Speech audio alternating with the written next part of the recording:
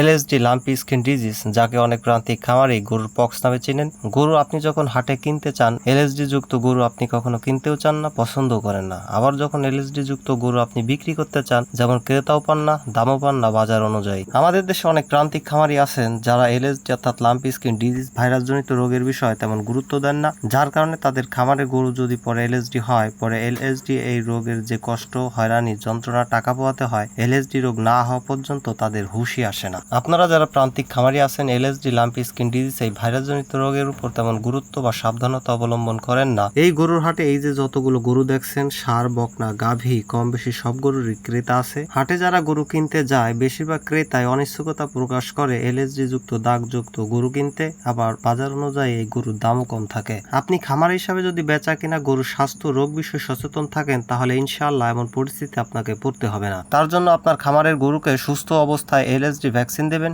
একটা ভ্যাকসিনের 1 বছর মেয়াদ থাকে, এবং যদি কোনো গরুর এলএসডি লাম্পি স্কিন ডিজিজ এই ভাইরাসজনিত রোগ প্রকাশ পায়, অবশ্যই শুরুর দিকে ডাক্তার এনে চিকিৎসা করাবেন। অনেক খামারি আছেন এই বিষয়ে তেমন গুরুত্ব দেন না, পরে 3 টাকা বাঁচাতে যেয়ে 13 টাকা খরচ করেন। তো সকল খামারি ভালো থাকবেন, সতর্ক থাকবেন। আল্লাহ হাফেজ। আসসালামু আলাইকুম রহমতুল্লাহি ওয়া বারাকাতুহু।